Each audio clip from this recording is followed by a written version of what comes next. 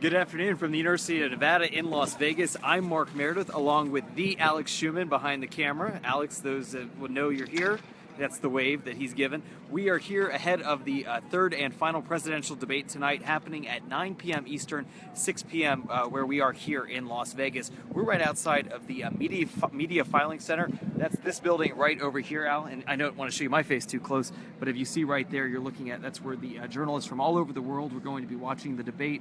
They've been filing in over the last several days. You've got network news anchors, reporters from Japan, crews, including people like us from Washington. That's where the majority of people are going to be watching. But then if we go left, right here, this is the big enchilada, if you will. This is the UNLV Thomas and Mack Center, where the debate is going to be happening tonight. The area inside this is already under a security quarantine, if you will. You can't get into that. That's been shut down since yesterday. But this is where debate viewers, students, as well as the moderators and candidates are going to be inside tonight. One of those things that we have to look for, kind of comparing what we've seen in St. Louis a week ago, New York a few weeks before that, is how many people are going to tune in and whether or not that shows any relevance to how many people are going to show up at the ballot box on November 8th. What we saw in the first debate, 80+ million people watching in New York. Not as many for that debate in St. Louis, but there was so much interest because of the controversy that led up to the debate. We're not seeing that for this one. There has not been a major scandal that's broken in the last 24 hours, and so you have to wonder whether or not this will just kind of be looked upon as, oh, just another debate, the last one, let's go vote. I want to also introduce again my colleague Alex Schuman here, so I'm turning the camera around and putting him in a good light to show Alex. Yes. How does it feel to be in Vegas? Vegas? Thank you very much. Yeah. It's fantastic to be here in Vegas. It's the center of the political universe. Again, we're here all at the same place one last time before Election Day, when even then the media is going to be divided between wherever the two major candidates decide to set up their victory camps, or at least their campaign locations for that day.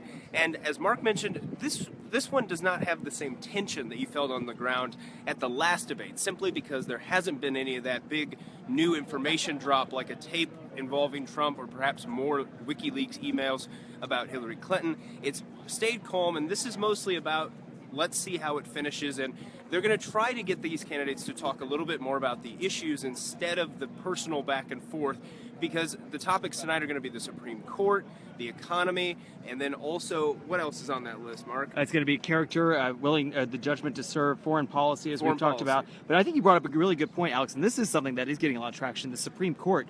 Yes. This is the debate where it's going to come up. Yes, this is the debate where it's going to come up, and Trump has already released many of the people that he claims he's going to propose, while Hillary Clinton has not released any kind of list like that, and she may end up proposing the same gentleman that President Obama proposed, Merrick Garland.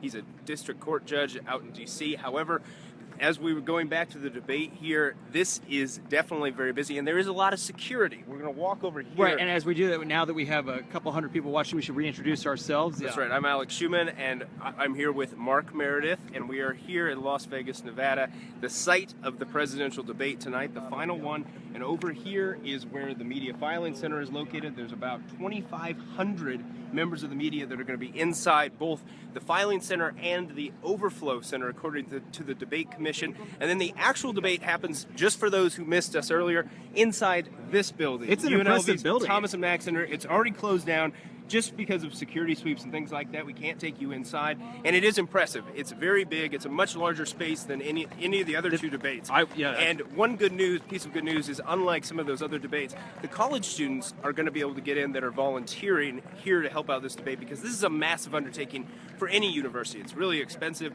and it takes a lot of people to handle all the media that have come to this. And what's expected in terms of viewing, the debate commissioner, the presidential debate commissioner, chairman of that board, earlier today said that he expects the audience to be somewhere between 70 and 90 million tonight.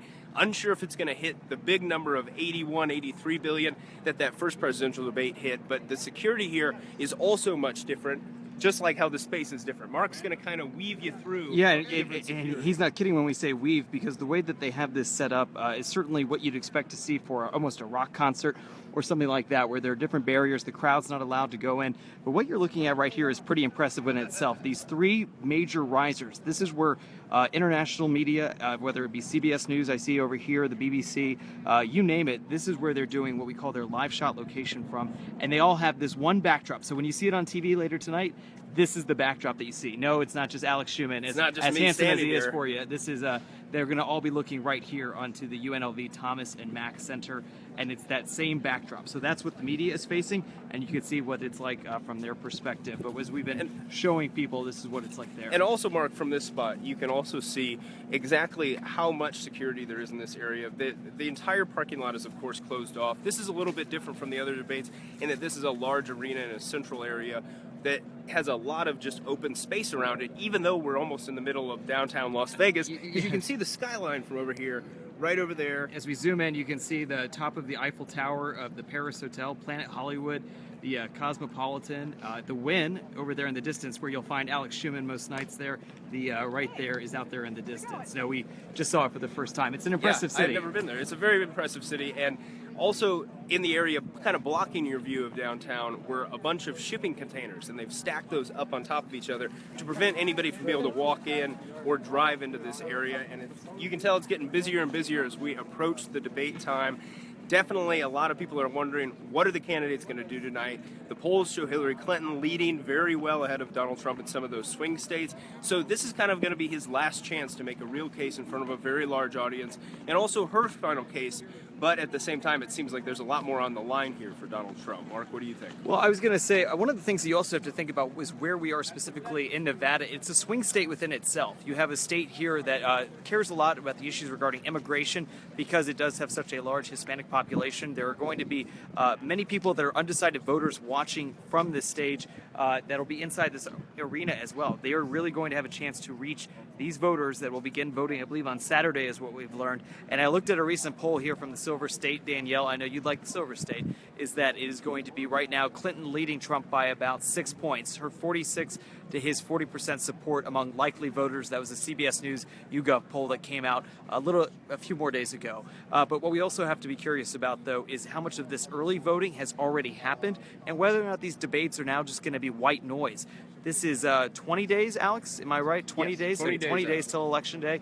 But so many people have already made up their mind, or even in some cases have traded in their vote. Let's keep going down, though, if we can, just because, as much as you want to see me, I promise there's much more interesting things to see. We are looking, again, at the media row, if you will, or the riser position. Alex, I guess, it would be good, since this is our last debate, we should ask, what have you been most impressed with at all of the debates that we've seen? I would say the organization at these types of debates, everything that's been well planned out, and the debate commission has done a good job of, dealing with all of this media and also setting up the different, rules around these different debates. However, what has been different here is the security at this one, as we talked about. It's much stricter. It's a much different setup. And that's probably the biggest difference. What about you? I would say what I've been surprised by is in terms of how many international media shows up, because I can understand with the debate that, like a convention, you're in there, you're in the crowd, you're mixing in with so many people. At a debate, it is two sterile environments, right? You have the media in one section and the debate really blocked off. We're not just walking in next to the Clinton campaign site, but as we are continue our Facebook Live, we see colleagues from D.C. and all over the world, celebrities, if you will, that walk by. So it's been interesting to see just how many people to answer your original question, Alex, how many people just come in for an event like this. Absolutely. And also, some people are commenting on the other side of D.C. There is a Trump International Hotel here in Las Vegas. The candidate is staying there last night as he prepared for this debate today. Both candidates took the day off the campaign trail to actually prepare. Now, Clinton has been off the campaign trail for several days, while Trump has been... He was in Colorado yesterday. Has been campaigning. Wisconsin, yeah. And our understanding right now is that his debate prep has been less about actually arguing, and it's more about memorizing different opposition research that's been done on Hillary Clinton and knowing what type of information to hit her with, and then keeping that under the time constraints that are going to happen, because this is going to be different from the last debate. This one's much more traditional, where it's a singular moderator. Fox News' Chris Wallace. He controls everything. He's no stranger the only to one politics. That knows, no stranger to politics. He's hosted Fox News Sunday. Very well-regarded journalist in a lot of circles, especially in Washington, D.C. And this is the first time a Fox News anchor has ever ever moderated a presidential debate. Yes, and the debate commission doesn't know what the questions are. They only get to know the topics. Chris Wallace is the only one that gets to know. And it's just no Ken Bone this time. No Ken Bone. There will be no Ken Bone. I'm sorry, Internet. But back to what I was mentioning with the Trump International Hotel. A lot of people are commenting that, yes, there is a protest going on outside of that hotel. There's a bunch of taco trucks that have formed a wall, and it is about a union of culinary staff at the Trump Hotel that are in the middle of a labor dispute because Trump is not recognizing the union, as are most of the other hotels here in Las Vegas. So he is not getting an escape by going into that hotel away from the issues. They are definitely bringing it to his doorstep. Well, some would say, well, as part of the race, especially with the candidates that we see, neither are media shy for this. So it's they don't certainly have a problem trying to find a camera when they need to. But we are going to sign off from now. But guess what? We're coming back, Alex, a little less than 2 hours from now. Yes, and please leave some questions. We'll answer some questions at our next time. What time will we be? That's going to be happening at 6:15 Eastern, and that's 3:15 local time here in Las Vegas. I'm Mark Meredith along with Alex Schuman. We'll see you in a little bit.